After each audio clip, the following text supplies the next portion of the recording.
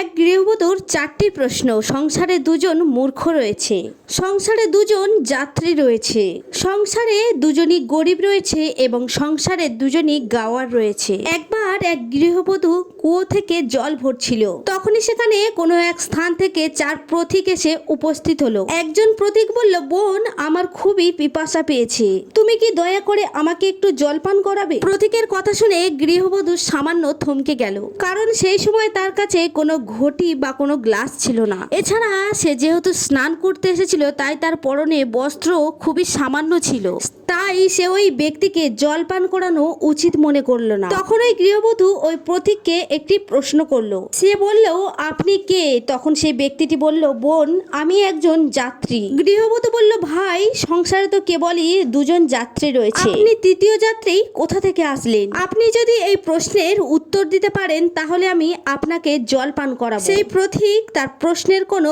উত্তর দিতে পারলো না। ততক্ষণে আর একজন পথিকও সেখানে উপস্থিত হলো। সে গৃহবধূকে বলতে লাগলো, বোন, আমাকে একটু জল পান করাবে, আমি অত্যন্ত পিপাসু।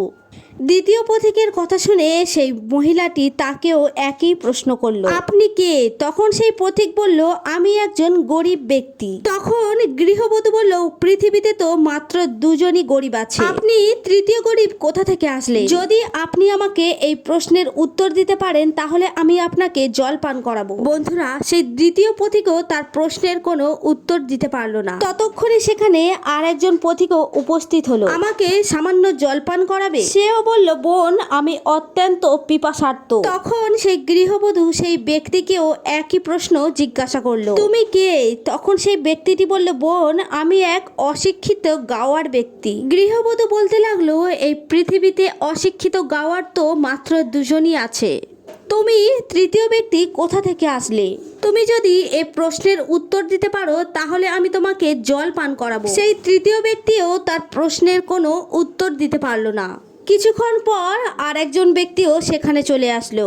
সে বলতে লাগলো, বোন, আমি একজন মূর্খ ব্যক্তি, তুমি আমাকে দয়া করে জল পান করাও। সেই গৃহবধূ বলতে লাগলো, এই পৃথিবীতে মূর্খ তো মাত্র দুজনই আছে, আর আপনি কোথা থেকে তৃতীয় মূর্খ আসলেন? আমাকে যদি আপনি বলতে পারেন তাহলে আমি আপনাকে জল পান করাবো। এখন ওই 4 জন ব্যক্তি ওখানে দাঁড়িয়ে দাঁড়িয়ে ভাবতে লাগলো, এই গৃহবধূ তো আমাদের জল পান করাবে না, তাহলে এই সময় আমরা কোথা থেকে জল পান করি? এমনটা ভেবে তারা সেখান থেকে জল পান না করে যেতে লাগলো। তখন সেই গৃহবধূ বলল, ভাই, তোমরা কিছুক্ষণ দাঁড়াও, আমার সঙ্গে আমার গৃহে চলো, আমি সেখানে গিয়ে পরিষ্কার পরিচ্ছন্ন হয়ে তারপরেই তোমাদেরকে জল পান করাবো। এ কথা বলা মাত্রই ওই 4 জন ব্যক্তি সেই গৃহবধূর সঙ্গে তার বাড়িতে চলে গেল। বাড়িতে গিয়ে গৃহবধূ ঠিকঠাক ভাবে বস্ত্র পরিধান করে তাদেরকে জল পান করালো। এই বিষয় তার শ্বশুর মশাই দেখলো। তার শ্বশুর মশাইয়ের এই ব্যাপারটি খুব একটা ভালো লাগলো না। সে মনে করলো, ঘরে তার স্বামী না থাকা সত্ত্বেও 4 জন ব্যক্তিকে ওই স্ত্রী তাদের ঘরে ঢুকতে দিয়েছে। এই কথা ভেবে তার বৌমাকে শিক্ষা দেওয়ার উদ্দেশ্যে রাজার কাছে গিয়ে সমস্ত কিছু নালিশ করলো। রাজা তখন তার সৈনিকদের পাঠালো ওই গৃহবধূর কাছে এবং তাকে ধরে নিয়ে যেতে বলল। গৃহবধূ তার সৈনিকদের বলল, আগে তোমরা তোমাদের রাজার কাছে জেনে আসো সে আমাকে কি রূপে তার কাছে নিয়ে যেতে চায়, বোনের রূপে, কন্যা রূপে, অথবা বাড়ির বৌমা রূপে। তখন সিপাহীরা সমস্ত কথা গিয়ে রাজাকে জানালো, যাও, তাকে পালকিতে করে গৃহবধূ রূপে আমার কাছে নিয়ে এসো। সেই গৃহবধূ তখন পালকিতে করে রাজ দরবারে উপস্থিত হলো। রাজা তখন সেই গৃহবধূকে জিজ্ঞাসা করলো, তুমি অন্য পুরুষকে কেন ঘরে ডেকে নিয়ে এসেছো? সেই গৃহবধূ রাজাকে বলতে লাগলো, মহারাজ, আমি তো কেবল কর্তব্যই পালন করেছি। পিপাসার্ত ব্যক্তিকে জল পান করানো সমস্ত মানুষেরই ধর্ম।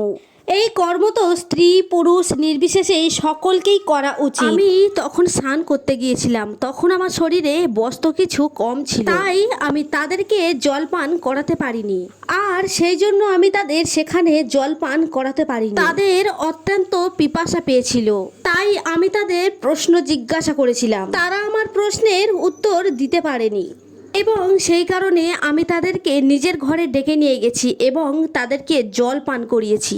রাজা বলতে লাগলো, বৌমা তুমি তাদেরকে কি প্রশ্ন করেছিলে? আমিও তো জানি যে এমন কি প্রশ্ন ছিল যে তার উত্তর তারা দিতে পারেনি। এই কথা শুনে সেই গৃহবধূ সেই সমস্ত প্রশ্ন রাজাকে শুনিয়ে দিল। প্রশ্ন শুনে রাজাও অবাক হয়ে গেল। তখন রাজা বলল, বৌমা তুমি নিজেই এই প্রশ্নের উত্তর আমাকে দাও।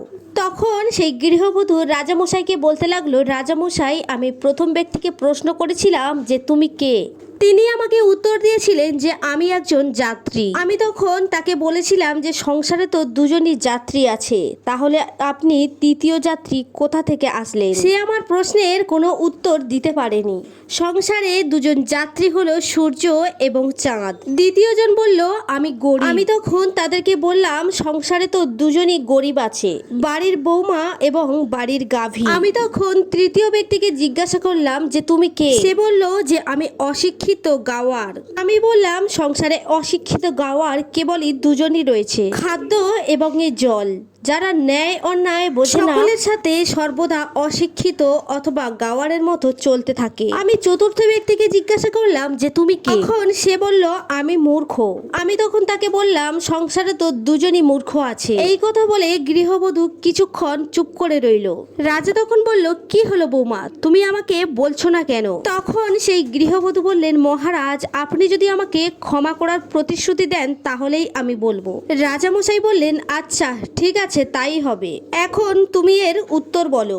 তখন সেই গৃহবধূ বললেন, মহারাজ প্রথম মূর্খ হলো আমার শ্বশুর মশাই, যে তার কথা না শুনে রাজদরবারে নালিশ করতে চলে এসেছে। যদি এনার কোনো রকম সন্দেহ ছিল তাহলে তিনি তা আমাকে জিজ্ঞাসা করে নিতেন, তাহলে আমি তাকে স্পষ্টভাবে সবকিছু জানিয়ে দিতাম। এভাবে ঘর পরিবারের অপমান তো হতো না। আর দ্বিতীয় মূর্খ হলো এই রাজ্যের রাজা, যে নিজের গৃহবধূর মান সম্মানের কোনো খেয়ালই করলো না, কোনো কিছুর চিন্তা না করে গৃহবধূকে সমস্ত রাজদরবারে ভরা সভায় ডেকে নিয়ে এসেছে। গৃহবধূর কথা শুনে রাজা তো প্রথমে খুবই রেগে গেল। পরে তিনি বিচার করার পরে বুঝতে পারলেন যে এই মহিলা ঠিক কথাই বলছে। রাজা তার বুদ্ধিমত্তাকে নমস্কার জানালেন এবং তাকে অনেক পুরস্কারও দিলেন এবং রাজসভা থেকে সসম্মানে নিজের গৃহে পাঠিয়ে দিলেন।